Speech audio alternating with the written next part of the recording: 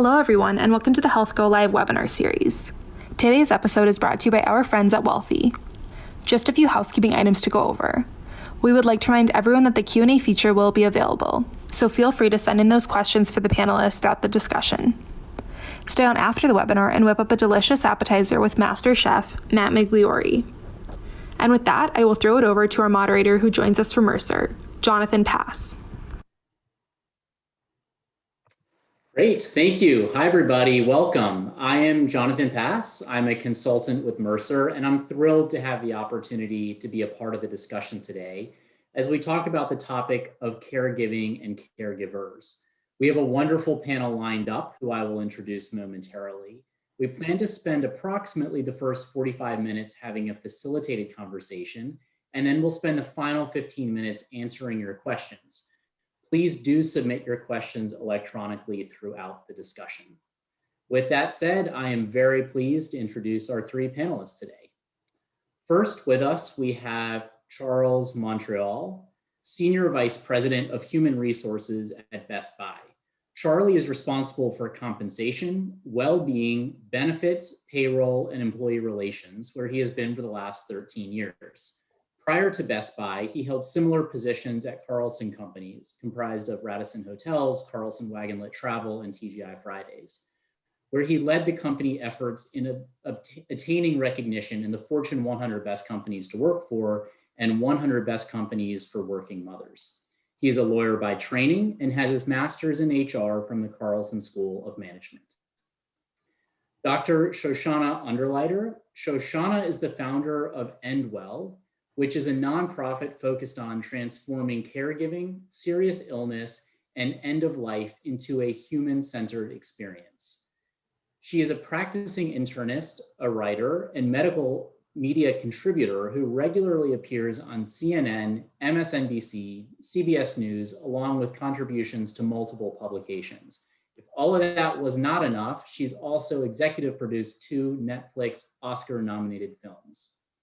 And last, but certainly not least, we have Lindsay Juris-Rosner, founder and CEO of Wealthy. Wealthy is based in New York City and helps 66 million Americans who care for sick and aging loved ones.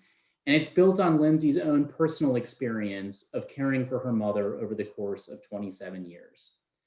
I hope you will see this panel brings a wealth of knowledge and diverse experience in the caregiving space.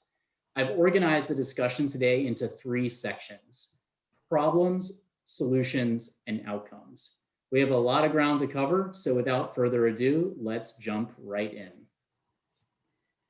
Each of you have made a unique and significant impact in the world of caregiving and are viewed as industry leaders. Could you tell us a bit about your personal journey and how you ended up here on this virtual stage today? I'm also going to start you off with a little bit of a softball. So while you're responding, can you share with us how you define caregiving? And with that, Lindsay, let's start with you.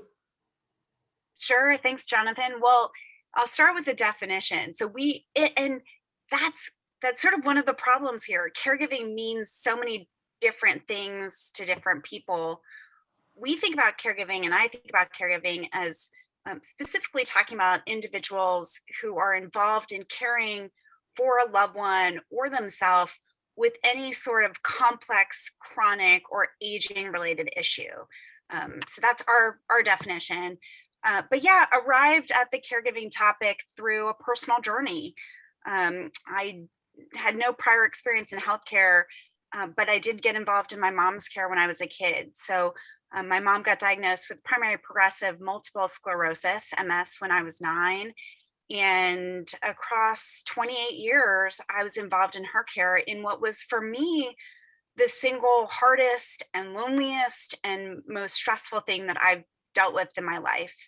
It took on a lot of different forms over the years. As a kid, it was more so helping out around the house, but I moved home and lived at home in my 20s and would get mom up in the morning and on and off the toilet and help her with breakfast. And then I would go into the office, come home to help her with lunch, and then go back into the office and then come home and help her in the evenings. And I did that for years. And then later in my 20s, I moved out and set up support and infrastructure for her hired and fired more in-home aides than I can count. And we went through hospitalizations and surgeries, special treatments. And then the last year and a half of her life, she was on hospice. And it was really through that journey and in meeting other families going through very similar experiences, I frankly became obsessed with creating a better healthcare experience for families like mine. I feel strongly that there is a silent and massive caregiving crisis in our country today. So that's how I arrived to this virtual stage, and so excited to be here with you all. Great, thank you for sharing that, Lindsay. Shoshana, how about you? Thank you, and I'm delighted to be with you all. As was mentioned, I'm a physician by training, and I started a nonprofit called Endwell, which really aims to shift perceptions and raise awareness of the experiences of people who are facing serious illness themselves, who are caregivers, and those who are at the end of life, really to allow us to normalize these hard conversations and come up with solutions to make these experiences more human-centered. So at Endwell, we hold an annual TED-style convening, and then we run a content platform with 30 million or so views annually of our content, and then also participate with national partners on various initiatives which foster cross-disciplinary collaboration, from healthcare to technology to policy to media to education and the arts. And I can tell you from my personal experience in medical training and taking care of patients, obviously, I would say I'm not a caregiver, but rather a professional in that realm. But I can tell you that the informal caregivers are forgotten, despite really being the backbone of our healthcare system. Doctors don't spend time talking with families, explaining things like diagnoses and prognoses and goals of care with them. And frankly, we don't do it with patients either. But this is a huge mistake and leads to all sorts of really bad outcomes when it comes to medication adherence, healthcare utilization, and not to mention the actual experience for patients and families and their caregivers. So, for me, and I know we're going to get into this, we need to incentivize communication between clinicians and our patients, their families and caregivers. We need to train doctors on how to do this effectively. And then we also, on the flip side, need to arm caregivers with the right information at the right time so that they can best advocate for their loved ones in these moments when it really matters the most, especially when interfacing with healthcare. So I define caregiving, much like how Lindsay does, as any relatives, friends, or neighbors who provide assistance related to any underlying physical or mental disability for at-home care and help in the activities of daily living. I think by definition, family or informal caregivers are unpaid and untrained. Of course, we'll get into this, but the majority are women, right? And there's an estimated 53 million caregivers in this country, and probably more, as often people don't self-identify. They actually don't even realize they're a caregiver. So I know we'll get into this and some of the reasons why this is so incredibly important. But it's a delight to be with you all. Wonderful, thank you. And Charlie, from your perspective, how do you define caregiving? And tell us a little bit about your journey to get here today as a leader in the space. On the personal side, that starts with my grandmother. My grandmother was put in a nursing home and lived there for years and years. And toward the end of her life, ran into two issues and that I vowed never, ever, ever to allow my parents to go through. And that was, first and foremost, my mom and my aunt disagreeing on how that care should be given to my grandmother, and especially towards the end of life, should we let her progressively die a natural death, or should we take all measures to keep her alive as long as possible? Turns out that fight was resolved by the nursing home giving her the wrong medication, and actually she died a very painful death. And so seeing how caregiving can go the wrong way and not be a good experience became a part of my professional component, which is I have the greatest job in the world working in the compensation and benefit area, where we get to tailor programs to help fit the needs of our employees. And so as we look at professionally, from the viewpoint, looking at all these other employees with these various needs that they have, similar stories to mine or better stories than mine, but everybody's on this personal journey, and we want to be there to help them. As far as the definition, of course, from the lens of an employer, the natural tendency is to have very tight definitions, practically to the point of, it is a dependent that's covered under your Form 1040. By God, we've got to have rules. The beautiful thing about Best Buy is that definition has expanded, has changed, has morphed, has recognized blended families to the point where it's really about people helping people through life's difficulties. And we're just about at the point where pets are people too. It's that important. Great. Thank you, Charlie. As a representative of a large employer in the US, what do you see, Charlie, as an employer's role in supporting employees or their family members who are caregivers? Yeah, caregiving is such an important component, but it's part of an overall, I think, an overall strategy that's emerging and that we need to recognize in corporate America, and that is this whole concept of well-being. And whether it's physical well-being, mental well-being, financial well-being, or work-life well-being, caregiving is a major component. And caregiving, I don't think you can separate. Caregivers, the amount of clinical depression that's involved in caregiving, the amount of time and the financial hardship that can be on a caregiver, the ability to sleep and eat and exercise, all of this is part of an overall strategy, which is what? We want employees to bring their whole selves to work. And when they're out of balance, when they're spending time caregiving, when they're not being able to concentrate on their loved one, they don't stop at the doorstep of the employer. They bring that in with them, and they take it with them. They bring it in with, and guess what? At Best Buy, our competitive advantage is to make sure that you, the customer, are obsessed with coming in and learning about consumer technology at Best Buy. If our employees aren't bringing their whole self to work, guess what? We don't get that customer obsession. So it's a human thing to do, and it makes business sense for us. Great, thank you.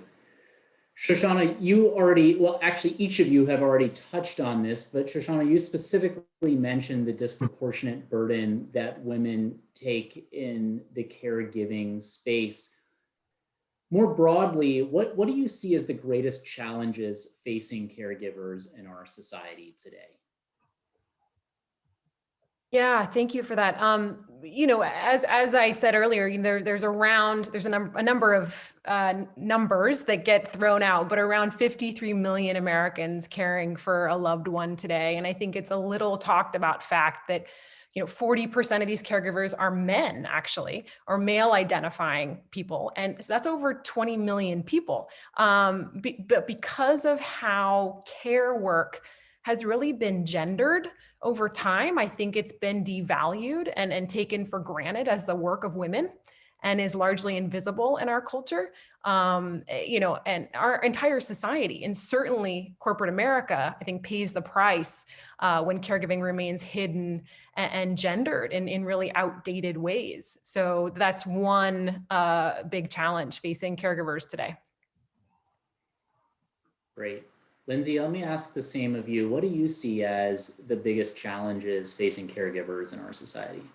I think it's a couple of things. I mean, one, it's Shoshana mentioned this, Charlie did too. I mean, it's the stigma, right? Like, caregivers aren't comfortable talking about, it's so different when you think about new parents or a pregnant woman or an expecting dad. They're in the office showing pictures and talking about their due date and baby names.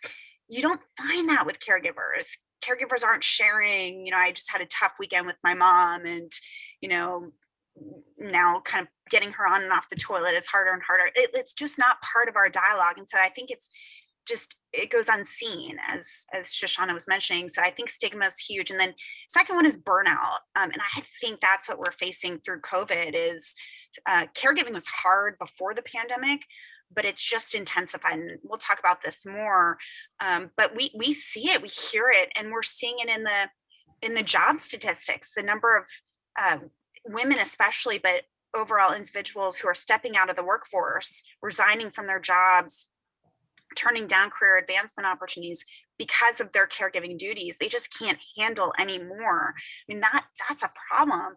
And then I'd point out the third piece, which is, the gender roles. I think Shoshana's spot on with there are more and more men, especially millennial men, who are stepping up into the caregiver role, but we still see it as sort of and women, the kind of mentality for women is there's this sense of guilt or responsibility. There's kind of this emotional baggage that goes along with it. So I think those are really the large issues we see, is just this kind of remaining stigma and then the current burnout, and just especially the impact on women.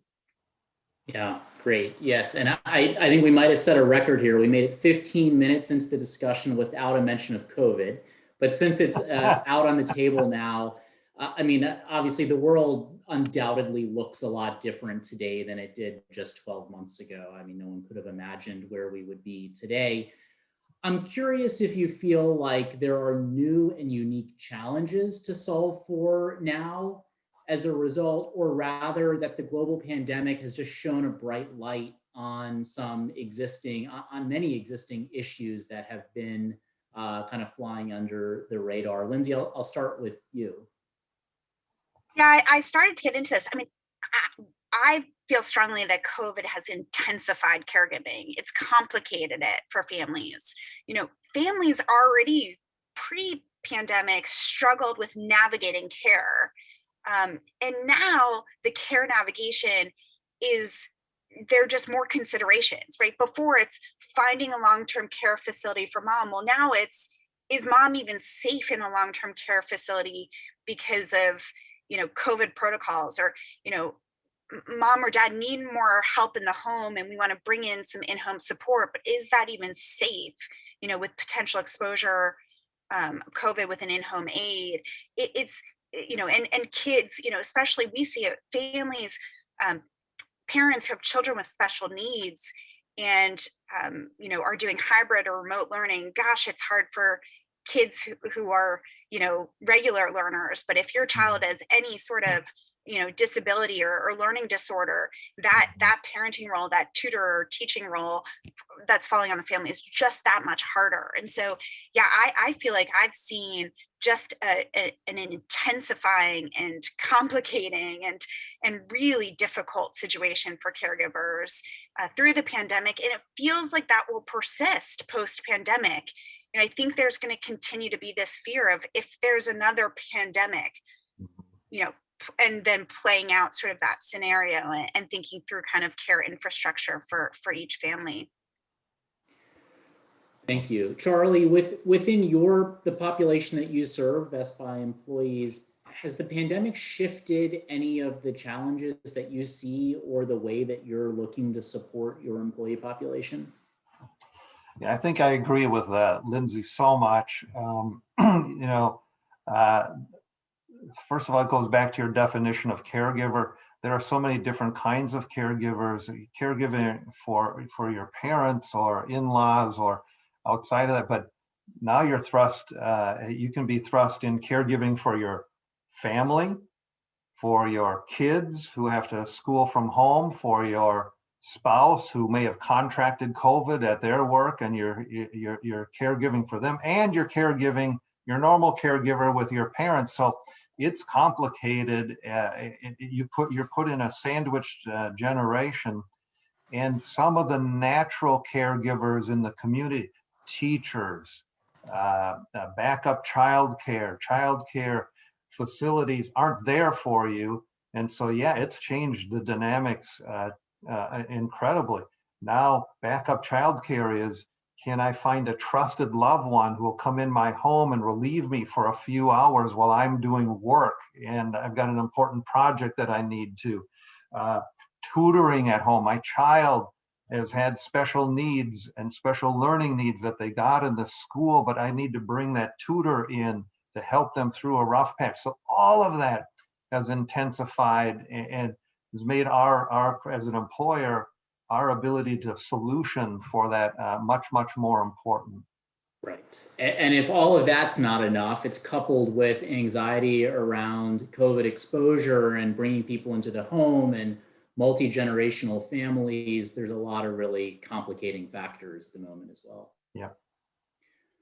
So thank you. Let's shift the conversation away from the problems that you all have outlined and talk a little bit about solutions. Charlie, I imagine that getting started is daunting. You can't solve everything all at once. How do you identify the key areas of need within your large and diverse workforce when you were getting started? Yeah, I think there's really three areas that we look to. First and foremost, we do look to other companies and other progressive companies. We're always looking at new and innovative ideas, emerging companies, and bringing in fresh ideas. I think that is a tremendous source of ideas and trying to solve solutions for the organization. Second is, about 3 years ago, we went out with a benefit survey to our employees, surveying your employees, finding out what they need, rather than guessing what they need. We've got 100,000 employees that work for us. We had 13,000 responses, 6,000 verbatims. And the consistent theme on these verbatims, I need time. I need time off. I need to be able to focus on other things. And that's what led to this caregiving leave, that concept that we have. And then the third piece is, most large employers have employee resource groups.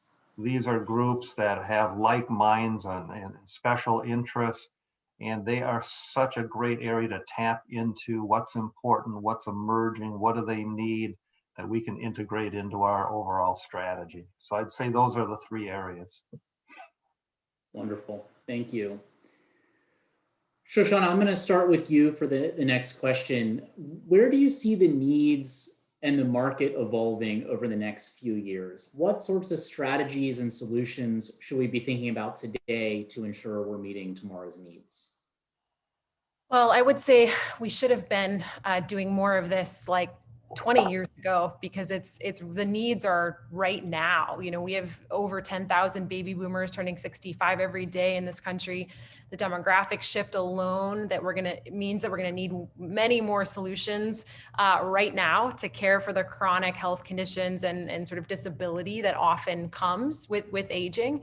I would say that more people who will require care in the future want flexible solutions. They want autonomy. Many people we found from our surveys want to stay in their own homes. And so we definitely have, our work cut out for us. And I think, as Lindsay was mentioning earlier, we really value the beginning of life in our society. If you think about the multi-billion-dollar, for example, direct-to-consumer industry of things that new moms, expectant dads can buy that are on the market, whether it's related to teething or bathing or rocking or sleeping or any number of things. I mean, if you think about that on the flip side, the solutions for caregivers, for people who are facing a serious illness or maybe further along near the end of their lives, I mean, it's fairly limited, right, in terms of the products on the market. And so I would like to see a shift in how we culturally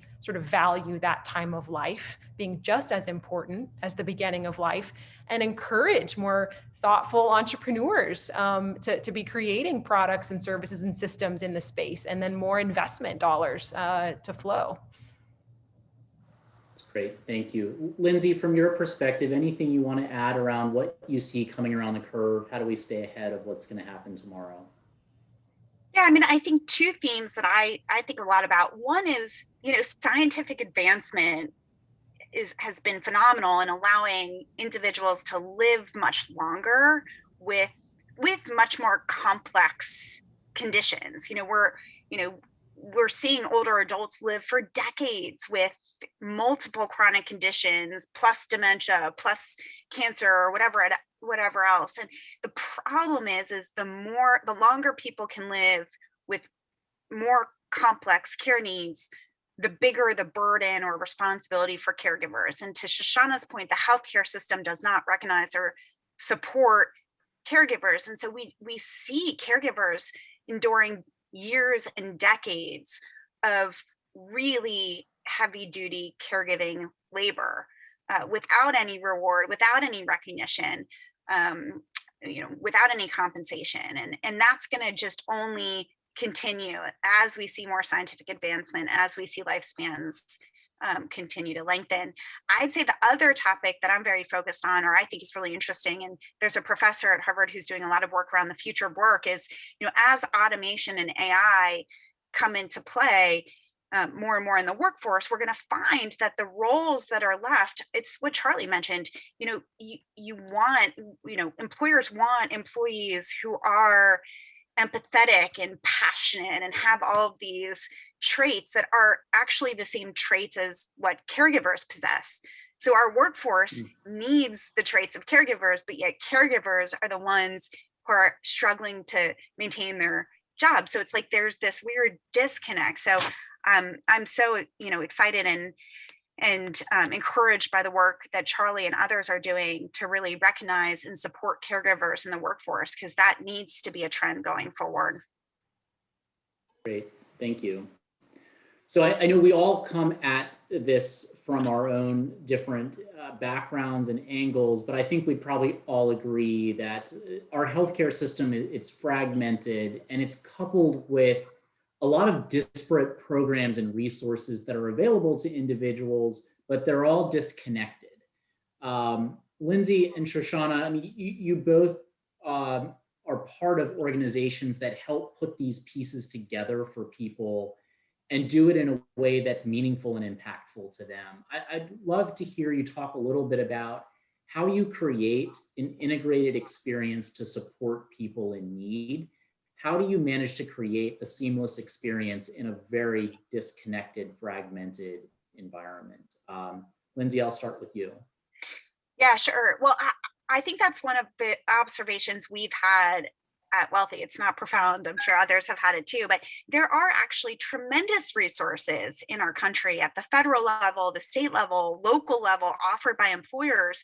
The problem is not services and programs. The problem is for families in the midst of a crisis to then have to kind of roll up their sleeves and navigate the different options, somehow know what they're looking for, what might be available for them, and then advocate because, and some of these programs require some specialized knowledge to apply or to gain access.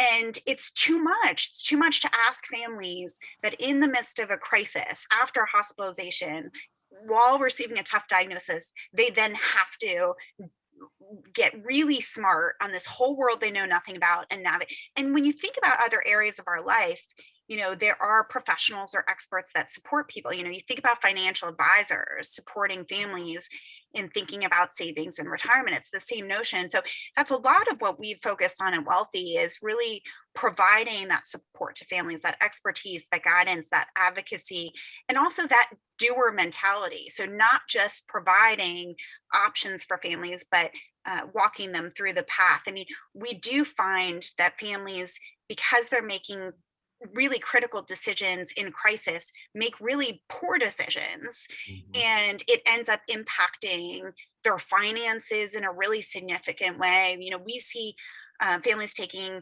hardship withdrawals from their 401k plan, or loans, or filing for bankruptcy, when there could be financial aid programs or medication discount programs that could apply. It's just being able to navigate. And so, I don't think the burden should be on families. I think the burden should be on the healthcare system do a better job. And really that's where Wealthy is focused, not to make it a kind of pitch for Wealthy at all, but we feel that is the major problem to address for families.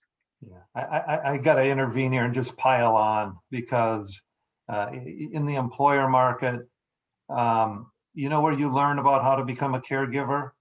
From your person in the cube next to you who's been through it before. You ask them, what lawyer did you use to get a guardian? What is a guardianship, by the way? What's a conservatorship? How does Medicaid work? You've got this whole morass of complex regulations. How did you go about choosing a nursing home or elder care facility? All of this, people are bouncing stuff off of their neighbor to get the information to be able to handle it with their own unique situation. And second is, most of us have employee assistance programs, and they're wonderful, but what do? They give you a list of websites and phone numbers to call, and you do your own research, come to your own solutions. And again, for an employee population of ours, of which 90% of our employees are hourly workers in the store environment, they're not going in the break room, but lifting up the phone, trying to figure this out. And so I agree 100%. You need that personalized concierge service that can do that work for you, bring those solutions back to you. And again, I think the investment has payback for the organization. So sorry, but I had to pile on. Thank you. Thank you. And actually, Charlie, while we're with you, you've already specifically mentioned that Best Buy has a leave program. Can you talk a little bit more about just kind of the overview of the breadth of what Best Buy does in the caregiving space? Yeah, we start with our definition of caregiver, which I've talked about before, where we've expanded it beyond immediate family to include in-laws and loved ones. And we're not making judgment on who you love and who you need to care for, first and foremost. Second is we came out in an era when everybody was looking at competing with, well, I give 16 weeks of paid maternity leave, or we give 8 weeks, or we give 32 weeks. And so when we looked at that whole concept of paid time off and time off, it became really, really clear to us that so much of the request for time off was geared towards caring for others. So we just came out and we said, every employee in the organization can have up to 4 weeks paid time off to care for a loved one. And you know, when you go to senior management with that, you know, they're going like, oh my God, you know, people are going to be they're going to game the system, they're going to be false. We've found none of that. But I'll tell you what, last year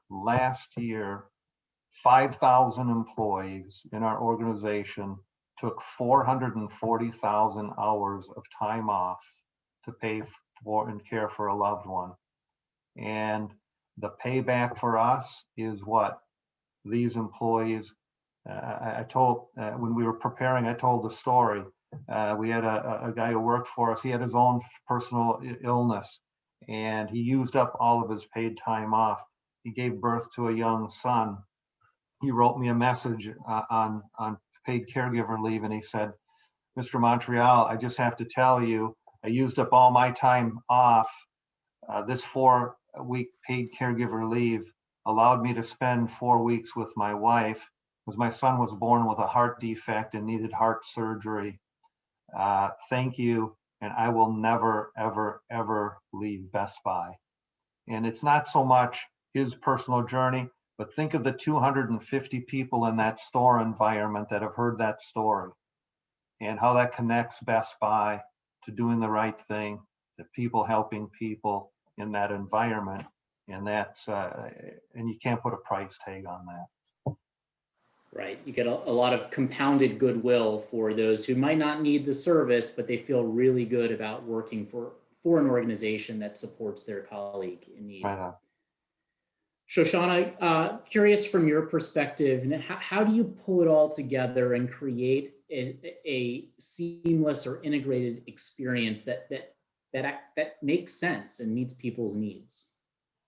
Well, gosh, I think that's sort of the magic question, what we're here today to talk about. I don't know that I necessarily have the one answer for you. I think, first and foremost, it's about normalizing the experience of being a caregiver, of first, trying to give people the right way, well, encouraging them to first identify as a caregiver, because I mentioned this earlier, but so many people, especially women, who often default to being caring for others, literally don't think that they have young children at home, they have an older parent or grandparent that they're caring for.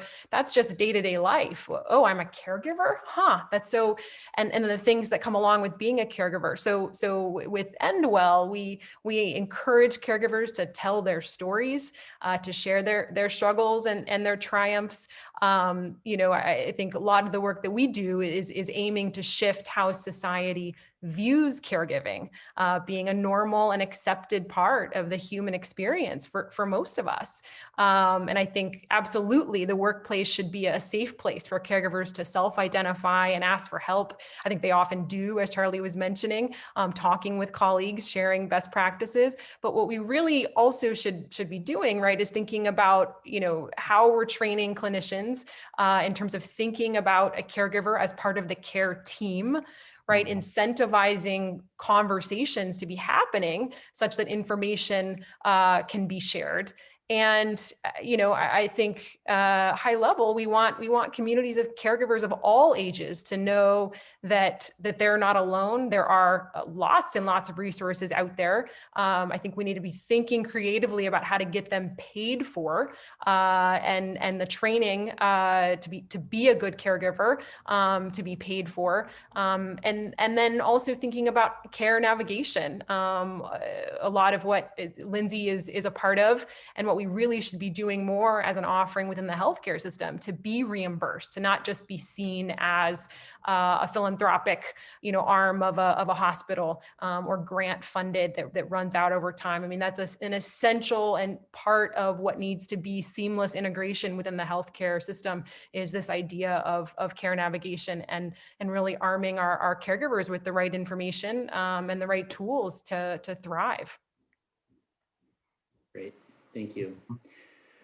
Charlie, you have a mature program at Best Buy with years of experience under your belt. Is there anything you've learned along the way that you wish you had known earlier? Things you might have done differently that would have set you down a different path, or maybe alleviated some pain you discovered in your journey? I think the only thing that I would say with that is you can have this idea and this wholesome idea, but you've got to bring other people along the journey with you, and if they're not thinking like you become, oh yeah, this is a great idea, but how do we bring this to reality? How do we make this real? How can we afford this? And so I think that the toughest thing along the journey has been really making sure how do you get people to grasp that vision that you have in trying to put something together?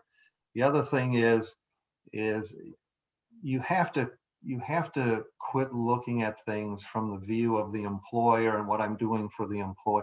Put yourself in the shoe of the employee and look at it from their point of view and what you're doing and what you would want them to do for you. And when you look at that lens, I think you see things a little bit differently, and you can position this differently. Yeah, thanks for sharing that. It reminds me of, for those of you who might not know, it's close to home, literally and figuratively for me. The Marcus Autism Center in Atlanta is a world-renowned research and therapy institute for children with autism spectrum and other learning related disabilities.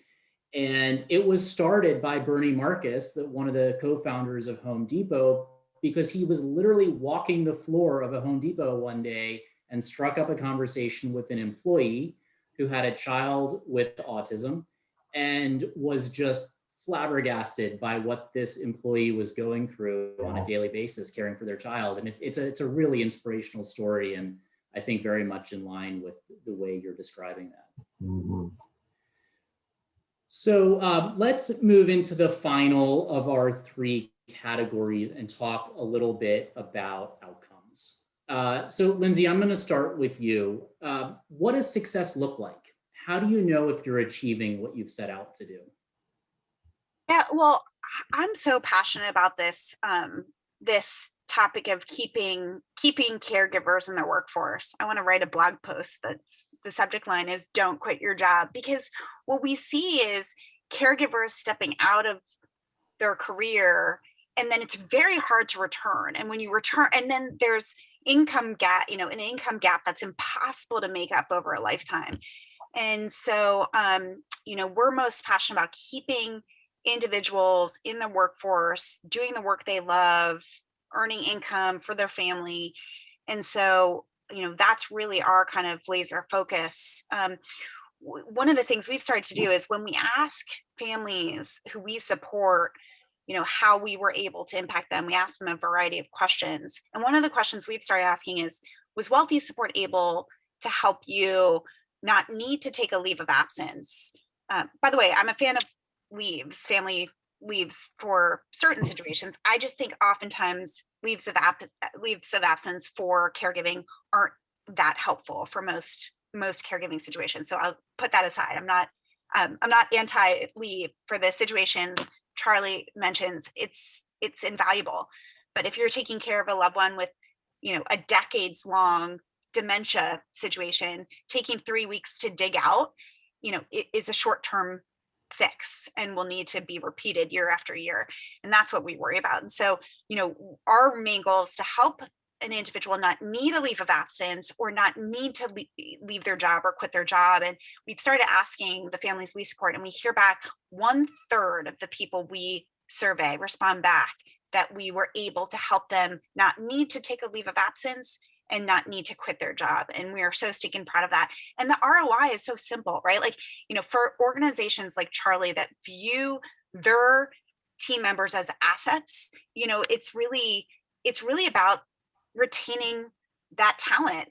And, a program like Wealthy pays for itself if a company retains just a couple of people because of the cost of, recruiting and institutional knowledge that gets lost and onboarding.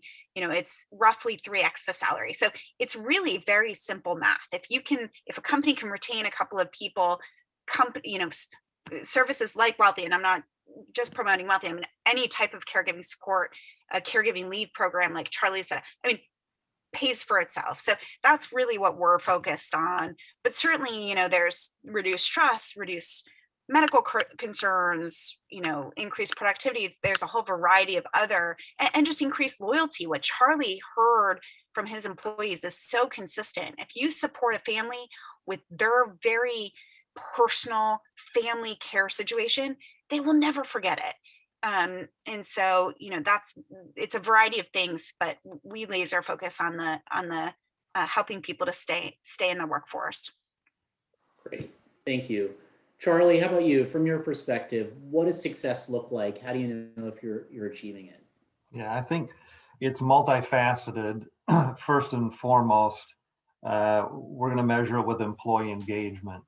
We're able to marry the data of who took caregiver leave in the organization with employee engagement scores, and are we getting that engaged employee with more, that we retain more, that devotes more to us?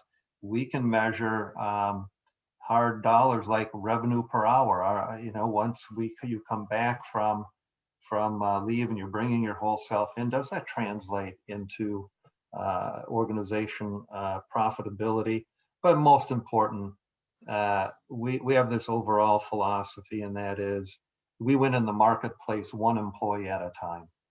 And for a company with 100,000 employees to say that, really it's that moment when our employee is with you, the customer, that most matters.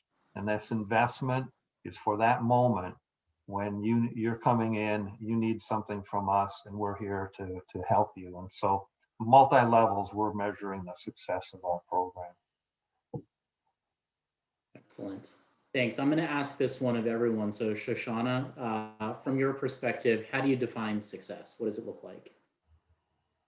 Yeah, so metrics of success for us as a nonprofit are a little tricky since we're largely focused on culture change in the many ways that can unfold, really on normalizing these hard conversations. So we look at surrogate markers, right? Like, for example, we had Taraji P. Henson, Tim McGraw, Soledad O'Brien, Maria Shriver, Esther Perel, people that are sort of well-known, willing to share, to talk about their experiences, share their stories with us, and how that can move the needle for people who look up to these folks as influencers in their lives. We look at views of content, so the number of people who attend our events and then shares on social media of our content.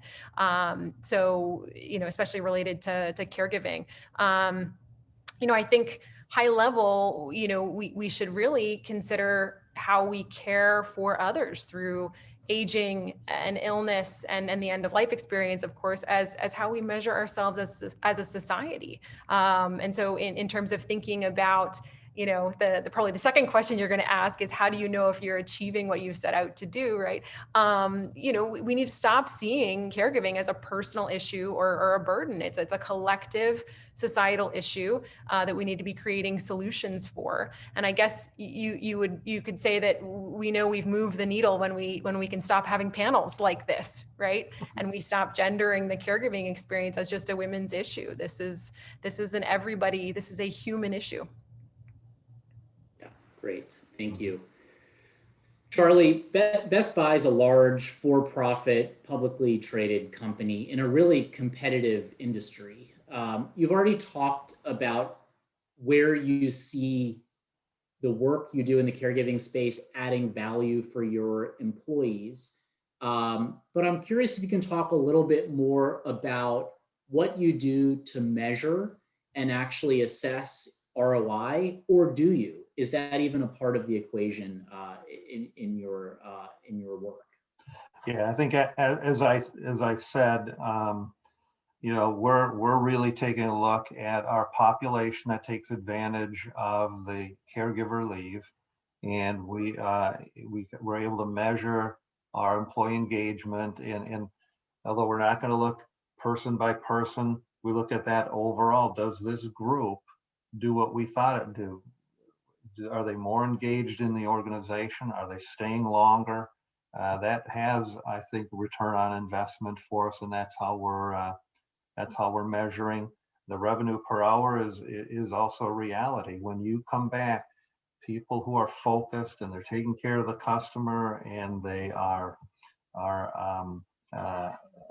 focused on our business, they generate more revenue to the organization. So these are new and better ways than the storytelling. Believe me, is incredibly important. It adds to the culture of the organization. It says volumes the kind of employee we want working for us. Because I think Lindsay said this earlier on, caregiving should go on your resume, because it tells you that there's a set of skills that you have being a human, that we want you to take those same skills and apply them to our customers, to be honest with you. So that's the different ways of ROI. Great. That's great. Thank you. So last question, I'm going to ask all three of you before we move into the Q&A portion of the session. I know we've got a diverse group of attendees on the phone today, but we have a fair number of people who are representing employers, the employer community. For anyone who's joined our session today that is not doing much yet in the caregiving space, they're clearly interested in it because they've taken an hour out of their day to be here. How do you recommend they get started? What is the best way to dip their toe into the water? And Charlie, I'll start with you. Okay. I think there are three things. One is get command of the facts. Both of Shoshana and Lindsay have already been they know this stuff by heart, but there is study after study after study. The compelling data across this country is there. Get a hold of that data. Second is find yourself a champion in the organization. The way we've gotten things going in mental well-being and caregiving, we've found a senior leader in the organization who's been through it. And I am telling you, when they come out with their story and people hear it, it's like releasing from the rest of the employees. Hey, I have that same experience. I'm suffering from this too. You're the same as me. And you cannot believe how important it is to have senior leadership support. And the third is get a hold of me. I want everything in here to get out as far as I can to anybody I can. We have a 34-page caregiver guide where we have taken the definition of caregiver.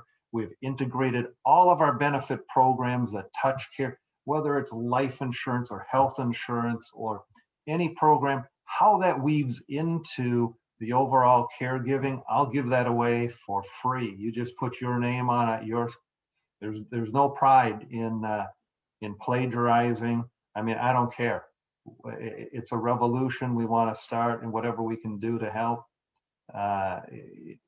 we want to be sure we're doing. That's great. Thank you. We have 198 people on the line right now, so I hope that your mailbox gets flooded. But thank you for that offer. Me too. Lindsay, I'll ask the same of you. How does someone get started who's not doing a lot in this space or maybe anything right now? Yeah, we're really encouraged to see employers doing more surveying.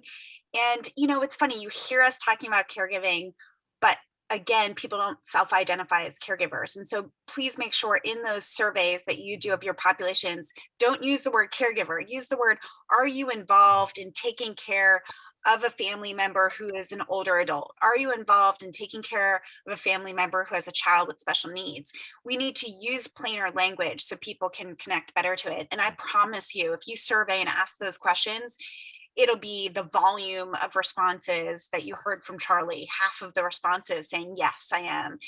So surveying, I think Charlie's point around ERGs, these employee resource groups that larger companies are setting up, you don't have to be a large company. We're seeing smaller companies set up these. You can use Slack and keep them pretty unstructured, but allowing individuals with shared experiences to come together and really have a forum to share what they're going through and be able to connect their peers. And then the third piece is to experiment with programs. Companies like Wealthy, we are very flexible in working with employers to trial and pilot and help one-off situations. And so, yeah, don't be afraid or shy to try things. Dig in and learn about caregiver leave and test it out. Call it a pilot. Call working with a caregiving solution a pilot and measure results and see how it goes. So yeah, just get involved is the message. Thanks, Lindsay. And Shoshana, from your perspective, how do you get started? I mean, I think I'm echoing what's already been said, but just start by asking employees what they need. Connect with them. If you're talking about designing a program for impact for them, make sure that the people that you're designing for are at the table. Right. So, as we think about, the ideas of human-centered design, I mean, keep the end user in mind, and that is caregivers. And so have a conversation with them. Wonderful.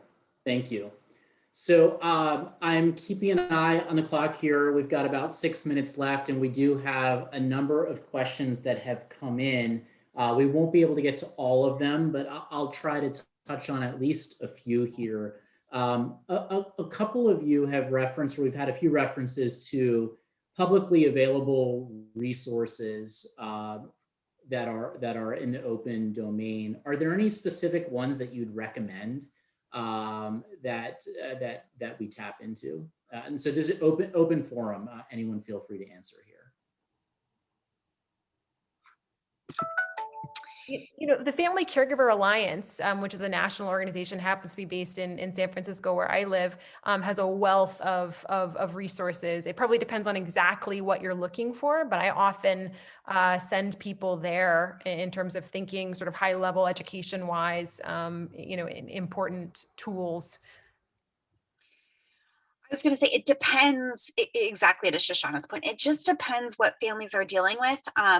Advocacy organizations can be a great starting point. So Alzheimer's Association is awesome. The National MS Society is awesome. There are a bunch of great ones that are great starting points. And then social media, they're great private kind of peer groups on Facebook. I'm a big fan of Working Daughter, Liz O'Donnell out of Boston, who started this private group for women to connect with other working women who are also caregiving. So, but again, like, I don't want to put the burden on caregivers that they should go out and search out and find. I'm really passionate about solutions like Wealthy and other companies in our space that can be that partner to families, because the burden shouldn't be on families to go try to pull together all these disparate resources. Yeah, that's great. And I've seen a few comments in the comments field here referencing AARP as a great source for resources, and caregiveraction.org as well. There might be some others that I'm missing. There was one question that piqued my interest, and I think Lindsay, maybe you made this comment, and I think it came up again, that kind of caregiving should be on someone's resume. It really says a lot about who they are and their character. What do you say to somebody who is scared or nervous or concerned to say they're a caregiver, either as a job candidate or someone up for promotion, because they're concerned about the perception that they might be distracted or have outside of work commitments that will impact their job? So how would you counsel someone in that situation? Work for Best Buy. It's a perfect answer. I love that question, Jonathan. I mean, I think it's, but by the way, I'm seeing it more and more. We see for Wealthy, we certainly attract kind of mission-driven people. So I see a lot of resumes with gaps for caregiving. And I'm especially impressed by resumes, or in talking to people, when they share kind of the skills that they feel they gained through caregiving. Because it is such a skill building experience, learning to kind of navigate the system and advocate for a loved one, and sort of the patience and discipline and kind of project management skills, managing kind of various providers, who are coming into the home. So I think being able to position it as skill building is a great way to do it.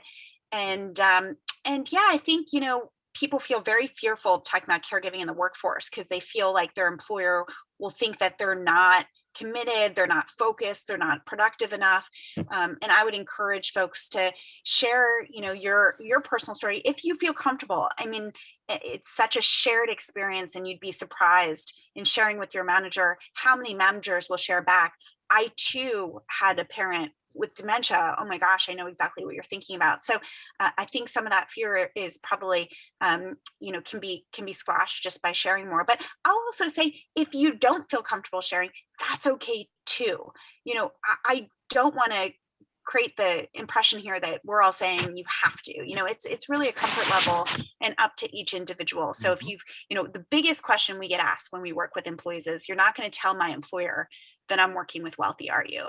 And we say, absolutely not. It's confidential and it's private, and it's entirely your choice if you want to share it. Thank you. Thanks, Lindsay. I'll ask Charlie, although I'm sure you all could weigh in on this, but we're running out of time. Charlie, from your perspective, is there any other kind of marquee employers that you see in the market that you try to emulate? Who is really doing this well, that you try to learn from as well? Yeah, there are many other employers that have various aspects of caregiving that they're delivering in different approaches. Our friends down the street here in Minnesota, Target Corporation, does a fantastic job. Mental well-being and how that transects into caregiver. I think they do a fantastic job. Some of our bigger companies, Starbucks, great example of a company that in the retail industry with so much heart in what they do in so many ways. So they're out there. And I'd say those are a couple of marquee players in this. Thank you. I wish we had more time. I feel like we're just getting into it, but I want to thank each of you very much, Charles, Lindsay, and Shoshana, for joining the discussion today. I want to make a very quick plug for anyone who is interested. We'll continue the conversation this evening, 8 p.m. Eastern, in a very informal capacity on Clubhouse. For those of you who don't know what Clubhouse is, don't feel bad, because until 48 hours ago, I did not either. But Clubhouse is an app that you can download on your Apple, on an iOS device, on an Apple iPhone. So register, sign up for Clubhouse if you're not already, and find Shoshana or Endwell on Clubhouse. And we hope to see some of you tonight at 8. Thank you, everybody, very much for joining today.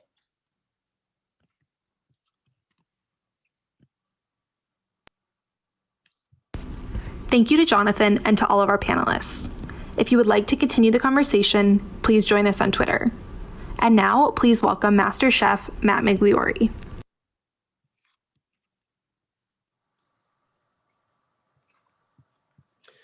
Hello, everybody. How we doing today?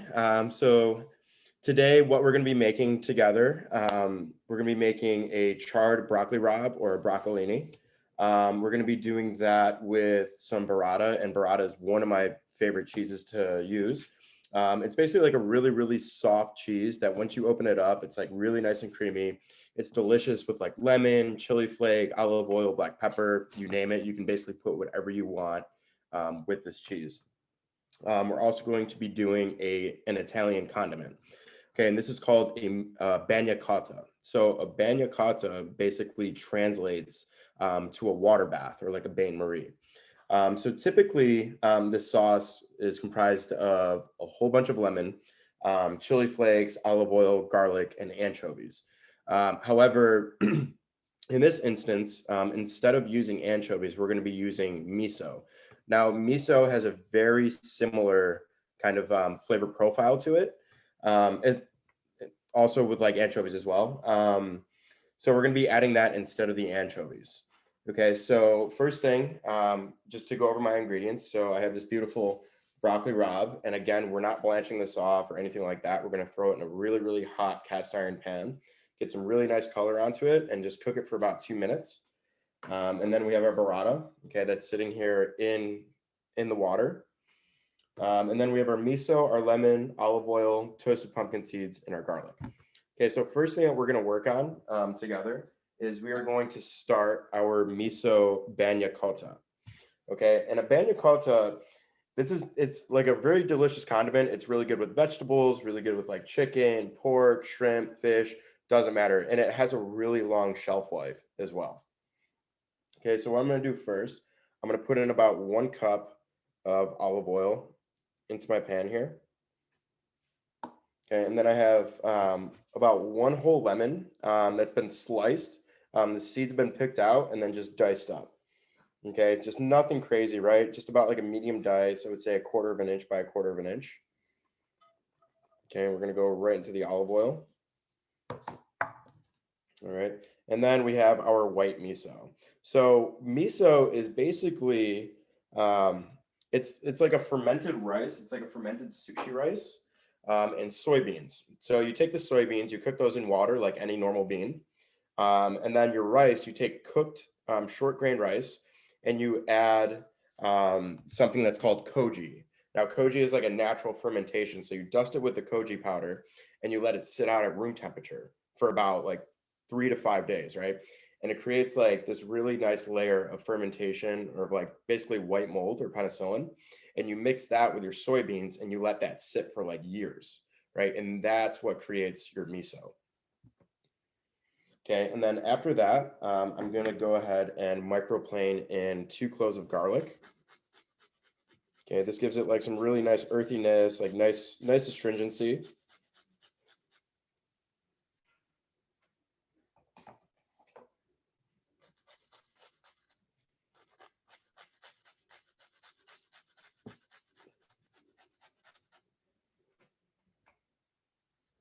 Okay, get all that in there.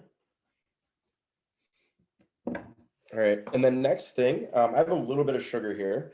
So I like using sugar in some of these recipes because you always want balance, right? We're gonna have the acidity from the lemon. We have the fattiness and the earthiness from the olive oil, that kind of umami, salty flavor from the miso. So we want a little bit of sugar to kind of balance this out. And I'm gonna add about, I would say like half a teaspoon of sugar. Okay, and then just to give it a little bit of heat, I'm gonna add about a quarter of a teaspoon of crushed red pepper flakes.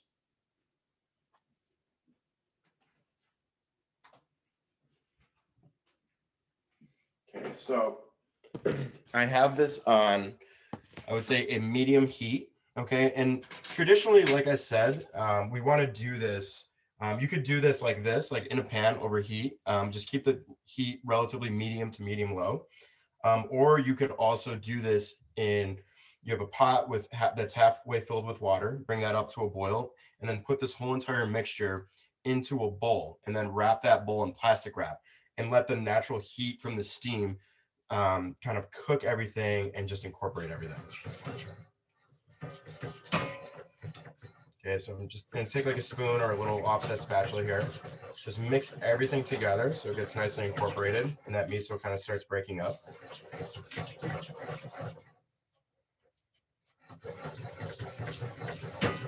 Okay, I'm gonna add just a small pinch of salt. Okay, just a little bit though, because the miso is relatively salty already.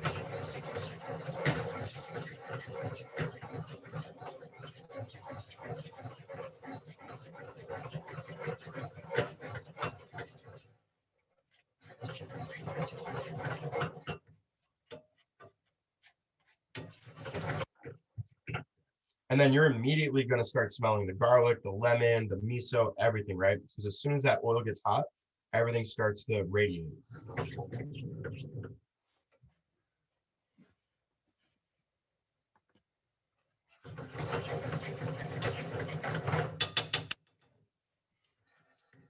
In our pan over here, so I like using a larger cast iron for vegetables, like especially for broccoli.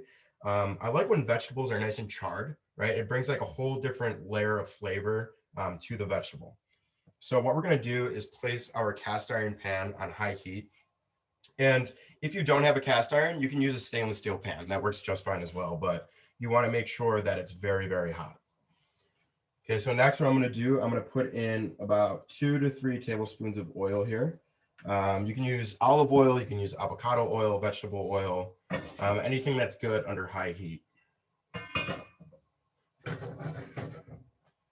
And our Banyakata is just starting to bubble, right? So that oil is really starting to heat up. It's really starting to incorporate all the flavors with one another.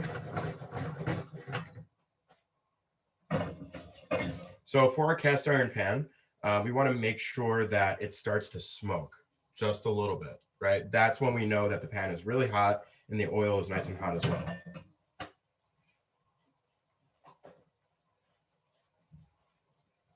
All right, so for the broccoli rabe, so I have one bunch here, right? But what we're going to do is we can do this in sections, right? Because if we add everything in at the same time, what happens is that it cools down the pan, right? And we don't get really nice color on it. All right, so I'm going to take about 1/3 of this bunch. Okay, leaves, stems, everything. And just be careful when you put this in the pan, it's going to start to pop everywhere because of all the water that's in the broccoli.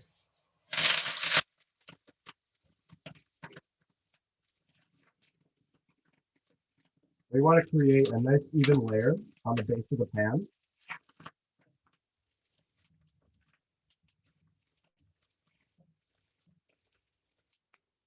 All right, and then in the meantime, what we can see here for the miso banyakata, we see everything is basically kind of cooking in fat, right? Everything is kind of homogeneous at a very low temperature. The garlic is starting to brown just a little bit. The lemon's really throwing its flavor in there, as well as the miso and the red chili. And then over here for our broccoli rabe, you see that it's like a nice even layer on the bottom of the pan. Okay, and we're gonna go about, I like putting all the stems in one spot, going one direction, so I can take my tweezers or my tongs and flip it all at once. Okay, so we're gonna give it about another 30 seconds on one side.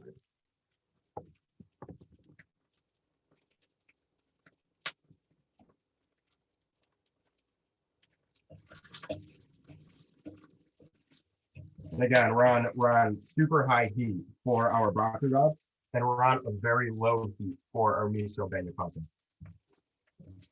All right, so I'm gonna go ahead and try to get all this in one shot. Perfect. So as you can see, some of the leaves started like getting that nice char on them. Okay, we're gonna leave this in the pan for another 2 minutes. I would say to make sure that these thicker stems are cooked. In the meantime, what we're gonna do is we're gonna grab our plate and our burrata. So if you've never had burrata before, it's literally one of my most favorite cheeses. It's really good when it's basically just like by itself, dressed with like a little bit of olive oil and some different aromatics.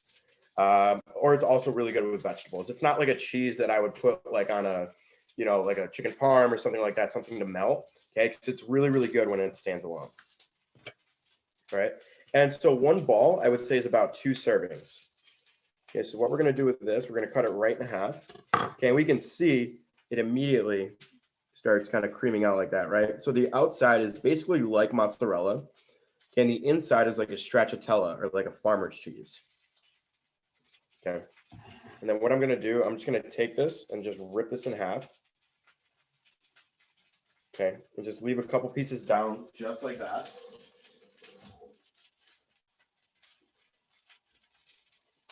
Okay, and what I want to do next, I want to season this, right? Because the burrata itself is pretty bland. Okay, so it needs a lot of help, right? So I'm going to take some chili flakes here. Okay, a little bit of salt. Some cracked black pepper.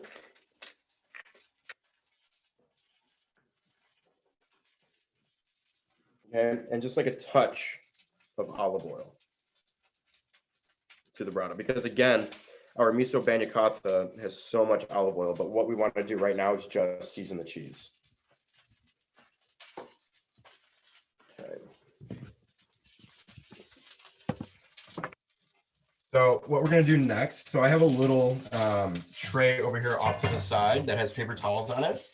And what we're going to do is, this is basically like a landing pad for our broccoli rabe, because we want to soak up some of this oil because we don't want to make the dish too greasy.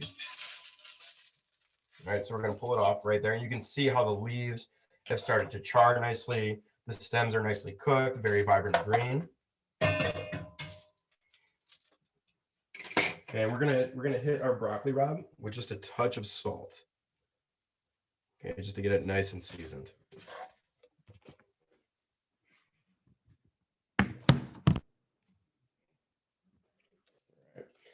Now, for the broccoli rabe, all we're going to do, we're going to plate this pretty organically. And what I mean by that is just kind of let it fall wherever it wants to go, right? So just a few pieces of broccoli here. Okay, with the leaves and everything on it. Okay, and again, this is enough. Like one bunch of broccoli rabe with one ball of burrata is enough, is plenty for about 2 servings. Okay. And then next, what we're going to do, we're going to take some of our miso banyakata. So the garlic is starting to brown a little bit, and that's perfect, right? We love toasted garlic. So we're going to mix this. Okay, and we're going to, when we spoon it out, we want to drain off some of this oil, right? And again, it's basically like a condiment. Okay, so we're going to spread this all over our broccoli rabe. Okay, you can do as much as you want. Okay, I like a good amount of this. Again, it's like good on everything. Vegetables, eggs, steak, pork, like chicken, anything, you name it. All right. And then last but not least, to give this a little more texture, we're going to add some toasted pumpkin seeds, otherwise known as pepitas. Okay. And then this is basically the finished dish. And again, it's super easy to make, right? Anything that you can basically find at your local grocery store. If you have trouble finding burrata, you can also use buffalo mozzarella. That works as well. Or you can omit the mozzarella and burrata and just use shaved Parmesan on top. And that's it. Quick, easy, simple, You know, it's not a headache to make, really good for like a small appetizer if you're doing like a get together or like something simple and clean for dinner. Thank you so much, Chef Matt, and thank you everyone for joining us. Have a great rest of your day. Thank you, everyone.